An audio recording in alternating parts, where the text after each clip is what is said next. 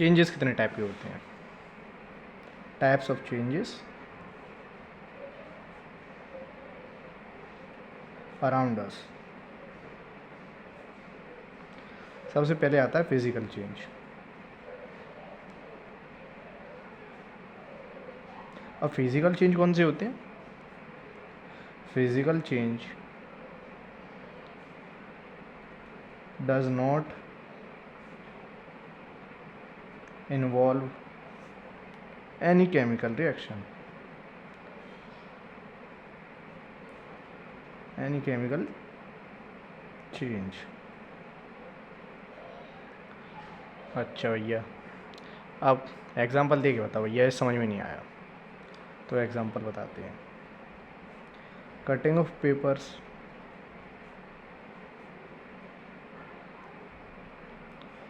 Crushing of can, Coke की बोतल देखिए, उसको रिसाइकिल बिन करते हैं। सब्जियां काटना, चॉपिंग ऑफ वेजिटेबल्स। भैया कुछ और दो एग्जांपल, कोई मज़ा नहीं आया, और देते हैं। Ice melting and boiling of water. Writing को इग्नोर करना, सुधार लूँगा मैं धीरे धीरे। तो भैया इनमें तो हम कैसे ऑब्जर्व करेंगे ये फिजिकल चेंज है? फिजिकल चेंज कैसे पता चलेगा? ये कटिंग ऑफ, फिजिकल चेंज में शेप, साइज और स्टेट चेंज होती है, समझे भैया? समझ नहीं आया। और तुम पेपर को कट करोगे तो क्या होगा? क्या होगा बताओ? शेप ही तो चेंज होगी, ठीक है। और सब्जी काट रहे हो तो शेप चेंज हो रही है। अब आइस मेल्ट होगी तो क्या होगा? स्टेट चेंज होगी, सॉलिड से लिक्विड हो जाएगा। और बॉइलिंग करोगे वाटर का तो लिक्विड से गैस बन जाएगा, तो इसको बोलते हैं। और सेकंड पे आता है केमिकल चेंज।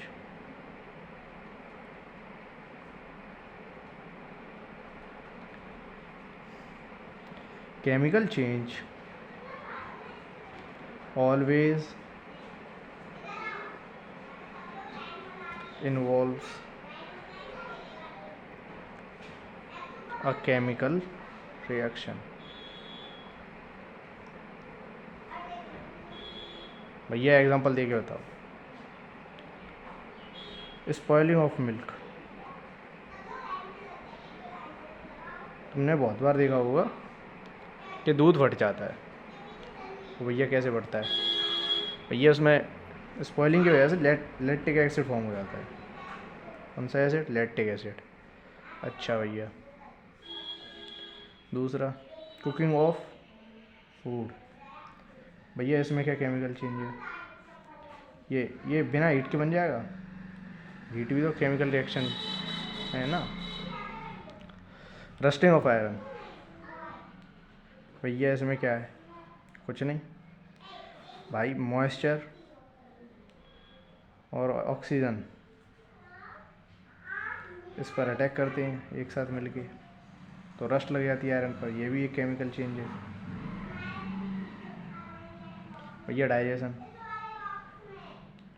भाई तू खाना खाता है, वो ब्रेक डाउन भी तो होता होगा, उसी का तो एनर्जी मिलती होगी, उस ब्रेक डाउन को भी बोलते हैं केमिकल चेंज, ठीक है भैया। एक और एग्जांपल, चलो रेस्पिरेशन ले लेते हैं।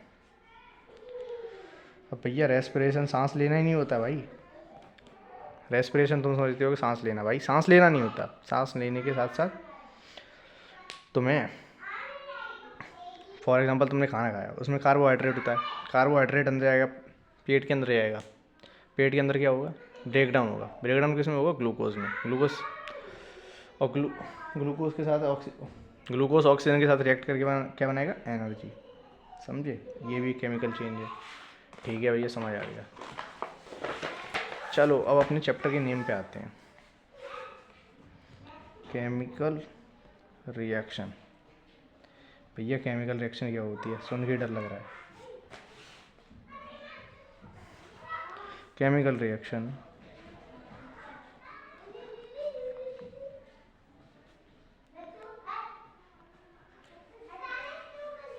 is a process in which one or more substance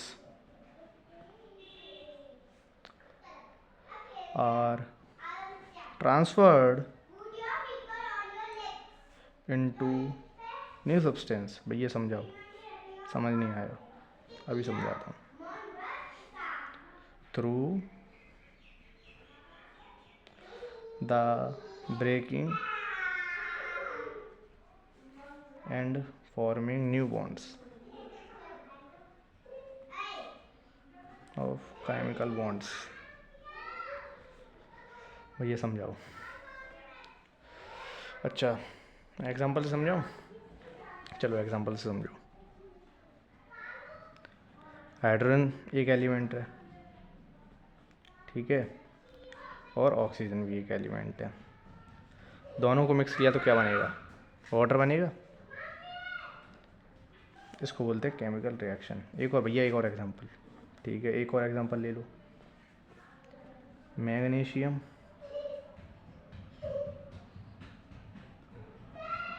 plus oxygen. अब इन दोनों को मिक्स करेंगे तो क्या बनेगा? Magnesium oxide.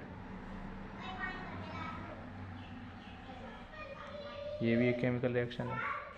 भैया हमें कैसे पता चलेगा कि केमिकल रिएक्शन हो रही है? बताओ भैया, कैसे पता चलेगा? What observation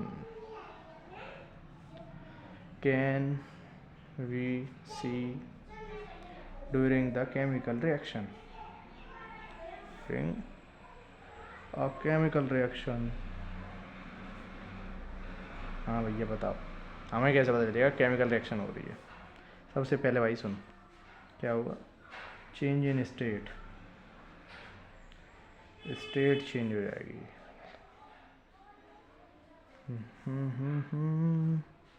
change in colour, तेरे को कलर में चेंज दिखाई देगा, ठीक है भैया। और भैया तेरे को बहुत सारी केमिकल रिएक्शन में गैस निकलती हुई दिखाई दे जाएगी। अभी एग्जांपल दूंगा मैं आगे। और भैया एक चौथा होता है टेम्परेचर। बहुत सारी रिएक्शंस में टेम्परेचर भी इंक्रीज होता है। अब आते हैं केमिकल इक्वेशंस पे। भैया केमिकल इक्वेशंस क्या होती हैं? भैया इसी ने दिमाग ख़राब कर रखा है, समझाते हैं। सबसे पहले केमिकल जानते हो ना? रसायन जानते हो, वैसे पढ़ लिखे बच्चे हो। अ केमिकल रिएक्शन इक्वेशन, भैया इंग्लिश में लिखना पड़ता है ना, पेपर में तुम हिंदी में तो लिख के नहीं आ सकते, इसलिए लिख के बता रहा हूँ, फिर समझाऊँगा। Symbolic representation of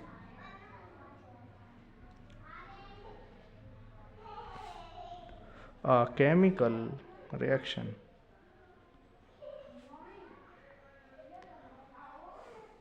by using symbol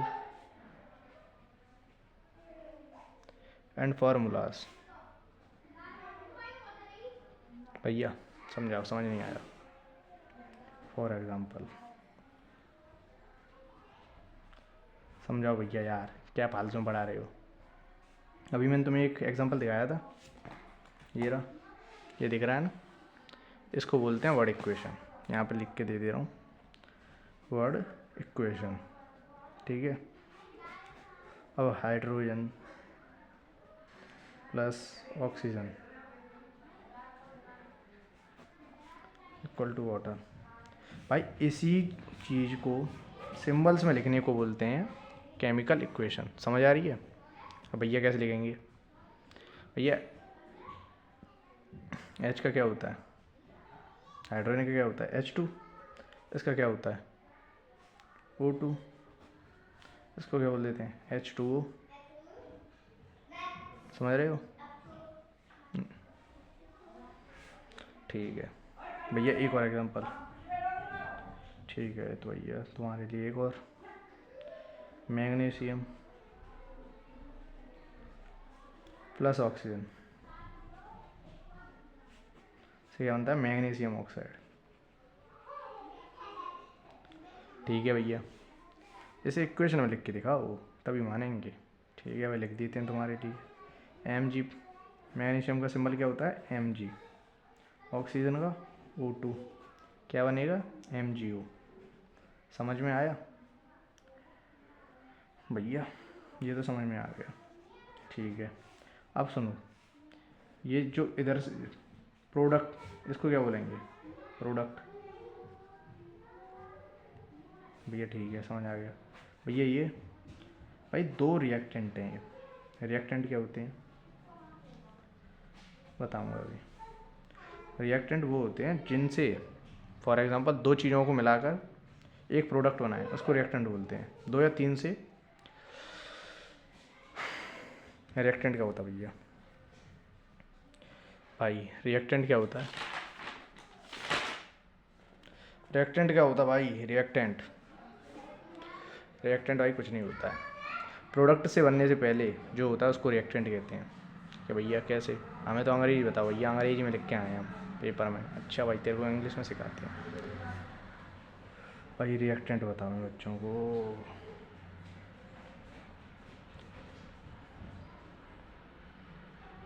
reactants are the substance initially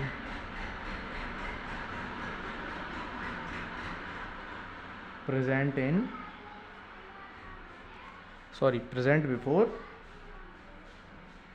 the formation of product।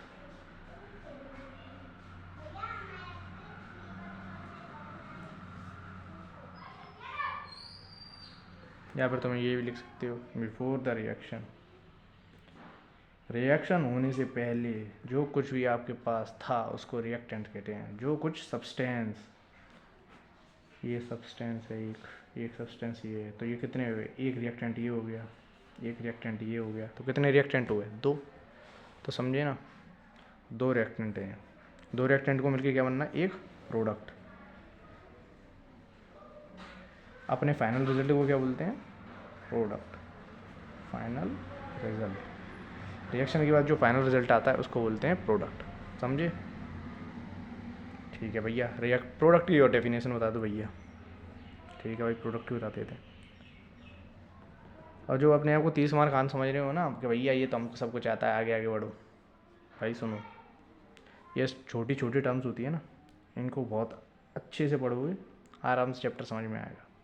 एक एक चीज़ समझा रहा हूँ। Product are the substance produced as the result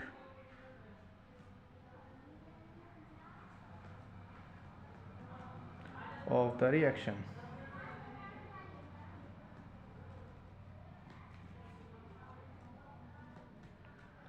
समझ आ रहा है। और यहाँ पर तुम ये भी लिख सकते हो सिंपल सी definition, final result of reaction is known as product। Okay,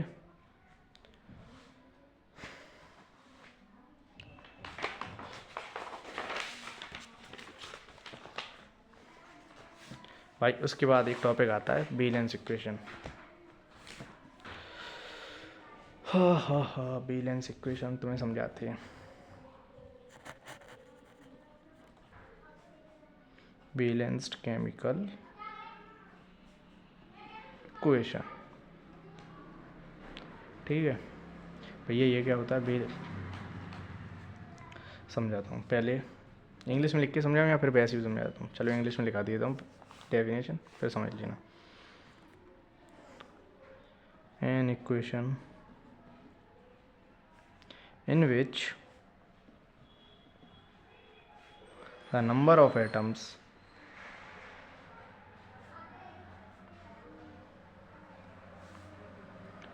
of each element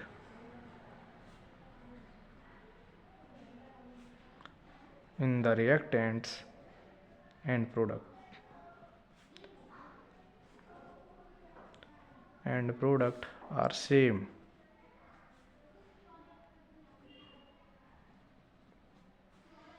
is called a balanced chemical equation। भैया समझ नहीं आया, समझा दो, समझाता हूँ। एग्जाम्पल देते हैं, ZnH2SO4। अब इसको मिक्स करके क्या बनेगा, ZnSO4 प्लस H2। यहाँ कितने हाइड्रोजन है भैया, 2। यहाँ कितने हाइड्रोजन है भैया, 2।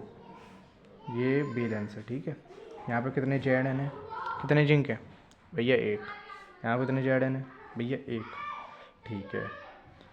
और फिर यहाँ पे S कितना है भैया, 1। यहाँ पे कितना है, 1। ऑक्सीजन कितनी है, 4। तो भैया क्या हो गया, इसको बोलते हैं balanced equation.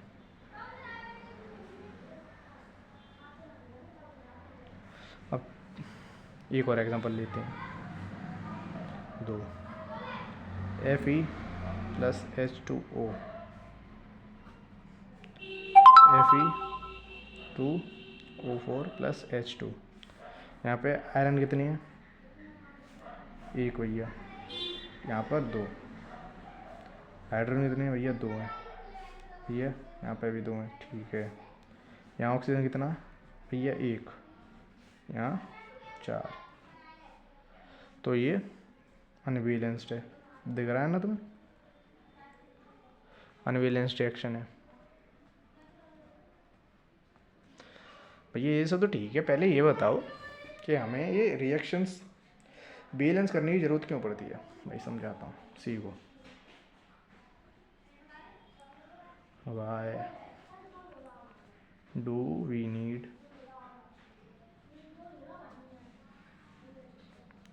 to balance the chemical equation? तो एक बहुत बड़े साइंटिस्ट थे, उन्होंने एक लॉ दिया। उस लॉ का नाम क्या था, सुनो। According to the law of mass, इसको अंडरलाइन कर लेना जरूरी है, ठीक है। इसका नाम है, अब ये लॉ क्या कहता है भैया, बताओ ये लॉ क्या कहता है। ये लॉ कहता है mass is neither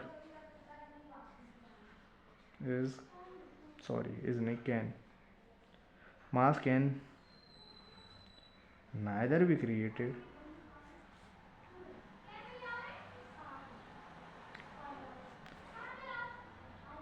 and nor be destroyed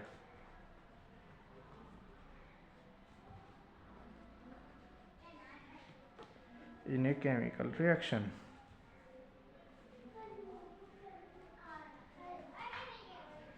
भैया समझाओ तो समझो, ये लो, ये कह रहा है कि मास को ना तो बनाया जा सकता है ना डिस्ट्रॉय किया जा सकता है।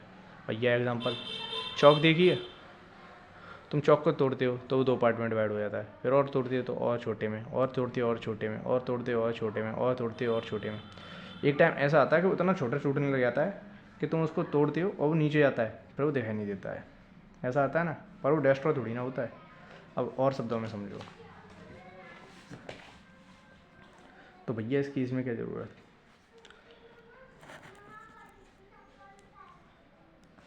समझो। That is the total mass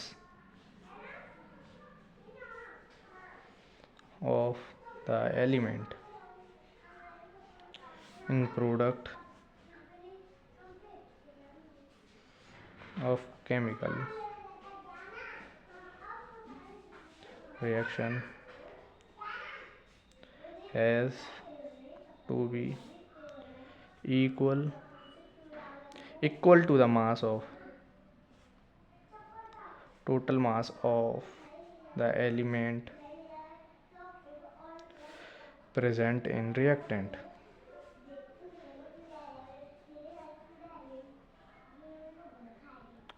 समझो, एक एलिमेंट है ये, एक एलिमेंट ये है, एक एलिमेंट ये, एक एलिमेंट ये। अगर इधर 2 हाइड्रोजन है तो इधर भी 2 हाइड्रोजन होने चाहिए। ये बात कह रही है लॉ ऑफ मास, कि मास को ना तो कम किया जा सकता है, ना बनाया जा सकता है, ना तोड़ा जा सकता है, ना ख़त्म किया जा सकता है, कुछ नहीं किया जा सकता भाई, ऐसा ही रहेगा। यहाँ दो रिएक्टेंट में 2 हैं तो प्रोडक्ट में भी 2 होने चाहिए। अगर जेड एन एक है तो जेड एन भी 2 होने चाहिए, दो यहाँ 2 होने चाहिए, यहाँ अगर यहाँ 2 हैं तो, अगर यहाँ 1 है तो यहाँ भी 1 होना चाहिए, समझे। यहाँ पे 1 है और यहाँ पे 2 हो जाएगा भाई, इक्वेशन अनबैलेंस्ड हो जाएगी, समझ रहे हो। ऐसे ही यहाँ पे जैसे ये अनबैलेंस्ड हो गई, यहाँ पर 1 आयरन है, यहाँ पे 2, तो भैया इसको बैलेंस कैसे करें, चलो सिखाता हूँ। How to balance an equation. तो एक एग्जांपल ले लेते हैं, उसी का ले लेते हैं। Fe plus H2O, Fe2O4 plus H2। हाँ भैया ये ले ली इक्वेशन। अब भैया इसको बैलेंस कैसे करें भाई। अगर तुम्हें ये इक्वेशन बैलेंस करनी है हमेशा ना मेटल के साथ करना। ऑलवेज टिप दे दे रहा हूँ ये, ऑलवेज स्टार्ट्स विद मेटल। यहाँ मेटल क्या है मेटल, Fe। तो ये इसको लिख लेते हैं सबसे पहले, Fe plus H2O, Fe2O4 plus H2। यहाँ पे आयरन कितने हैं भैया, 1, यहाँ पे 2, हाँ लिख दिया 2, हो गया। आयरन 2 हो गए, ठीक है भैया। यहाँ पे भी 2 और 2। भैया हाइड्रोजन कितने हैं भैया 2, यहाँ पे कितने हैं 2, ठीक है। यहाँ ऑक्सीजन कितने हैं 4, यहाँ पे भैया 1, तो यहाँ क्या करेंगे 4। अब यहाँ हाइड्रोजन कितने हो गए, 4 इंटू 2 8 हाइड्रोजन हो गए भैया। यहाँ पे कितने हैं 2, तो यहाँ लिख दो 4, कितने हो गए 8 हाइड्रोजन इधर, 8 हाइड्रोजन इधर, ठीक है। बैलेंस हो गई इक्वेशन भैया। एक और भैया एक और एग्जांपल, चलो भाई। PbNO3 react with heat PbO plus NO2 plus O2, ठीक है भैया। यहाँ पे लीड कितनी है 1, यहाँ पे कितनी है भैया 1, ठीक है। यहाँ पे ऑक्सीजन कितनी है 1 2 2 5, यहाँ कितनी है 3 और 2 6, 3 इंटू 2 6 भैया। यहाँ कितनी है 6, यहाँ कितनी है 5 भैया। कैसे, यहाँ एन कितनी है भैया 1, यहाँ 2। अगर यहाँ 2 हैं तो बाबूलाल क्या करोगे ब्रो। यहाँ एन ही कही, यहाँ एन कितने हैं 1, यहाँ एन कितना है 2। समझाओ भैया कैसे करेंगे। हाँ भैया कैसे करेंगे इसको। यहाँ पे कितनी है 5 ऑक्सीजन, यहाँ पे कितनी है 6। अब यहाँ पे कितनी करनी पड़ेंगी 6, तो क्या करेंगे यहाँ पे कर दो 2 भैया। यहाँ पे 2 कर दिया, अगर मैंने यहाँ पे 2 कर दिया तो 2 ऑक्सीजन हो गई, 2 लीड हो गई। पहले यहाँ पे कितनी लीड है 1, तो यहाँ क्या कर देंगे 2 का इंटू कर दो सीधे भैया, ठीक है। 2 लीड हो गई, ये भी हो गया। पर भैया 6, यहाँ पे N 2 हो गए, तो अब क्या करें, आप क्या करोगे N 2 ये रहे और ये इसका 4 हो गए, तो भैया इधर भी 4 का इंटू कर दो, ठीक है। 4 इंटू 2 कितने हो गए 8।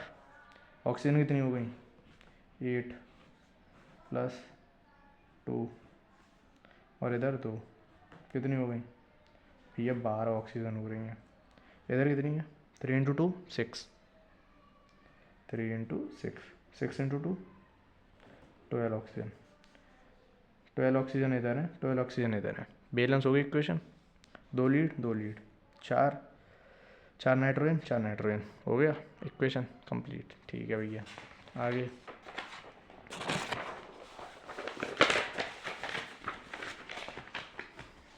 ये भैया एक और एग्जांपल। ठीक है भाई, देता हूँ। 2FeSO2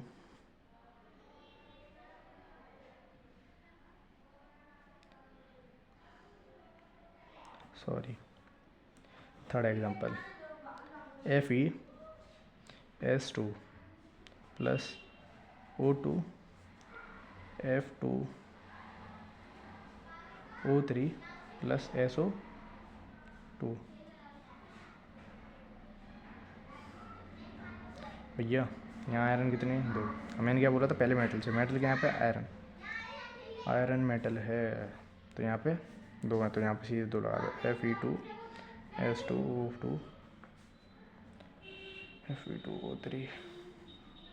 और भैया यहाँ पर 4 हो गए, यहाँ पर तो एक भी नहीं है भाई, क्या करेगा? यहाँ पर लगा दो 4। भैया ऑक्सीजन 8 और 2 11, 11 ऑक्सीजन। भैया यहाँ तो 2 ही हैं, क्या करेगा? क्या करेगा? 2 ऑक्सीजन में ऐसा क्या मल्टीप्लाई करेगा तू कि 11 आ जाए? तो x को उठा के 11/2 यहाँ रख दे, हो गया। बैलेंस हो गई इक्वेशन, करके देख ले।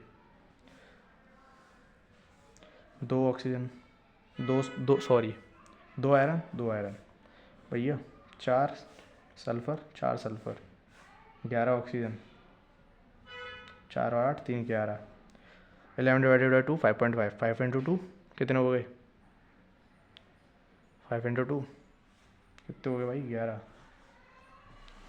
5.5 इंटू 2 11 हो गए भैया। ठीक है, समझ आ गया। अब इसके आगे कुछ और भी सीखना है।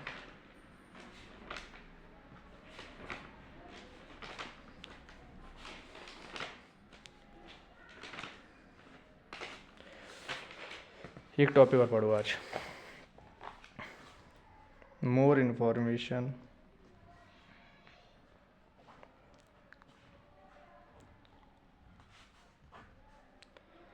condition shown in equation in chemical equation। पहला फिजिकल स्टेट, ये मतलब समझाते हैं। CaO ऐसे प्लस H2O लिक्विड है, COH2 एक्वस प्लस हाइड्रोजन निकाल दो भैया। S का मतलब सॉलिड, CaO क्या होता है? सॉलिड। H2O के पानी क्या होता है? लिक्विड। भैया AQ का मतलब एक्वस, समझे? एक्वस क्या होता है? पानी में घुला हुआ भैया। और क्या दिखा सकते हैं भैया इक्वेशन में? हीट, हीट को हम रिप्रेजेंट करते हैं डेल्टा से। अब CaO3 है, कैल्शियम कार्बोनेट क्या है? सॉलिड। अब इसको ब्रेक डाउन करना है तो हीट देनी पड़ेगी। हीट को कैसे रिप्रेजेंट करेंगे? डेल्टा से। CaOS प्लस CO2 निकल जाएगी, समझ रहे हो?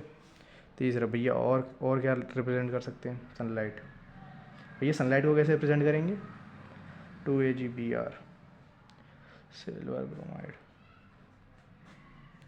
सनलाइट थी, 2Ag अलग टूटा, सॉलिड है, Br2 गैस, ब्रोमियम। भैया और क्या दिखा सकते हैं? प्रेशर। भैया प्रेशर कैसे शो करेंगे इक्वेशन में? समझा रहा हूँ भाई, ठंड रख। CO कार्बन क्या है? गैस है ना। H2 क्या है? भैया गैस। 340 ATM का प्रेशर दिया, इस तरह करते हैं। OH लिक्विड में। भैया एक आखिरी है ये, कैटलिस्ट। भैया कैटलिस्ट क्या होता है? नाम ही नहीं सुना मैंने आज तक, समझा रहा हूँ। AB प्लस C, ये X है ना, इसी को बोलते हैं कैटलिस्ट। भैया कैटलिस्ट करता क्या है? अब फॉर एग्जांपल मान ले कैटलिस्ट एक रिएक्शन है जो 40 मिनट में हो रही है, पर ये कैटलिस्ट क्या होगा? एक सब्सटेंस होगा जो तेरी रिएक्शन को फास्टर कर देगा।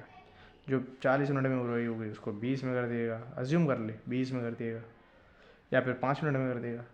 ऐसा सब्सटेंस होता है जो रिएक्शन में इन्वॉल्व करने से हमारी रिएक्शन फास्ट हो जाती है। और बाकी का आगे पार्ट 2 कल।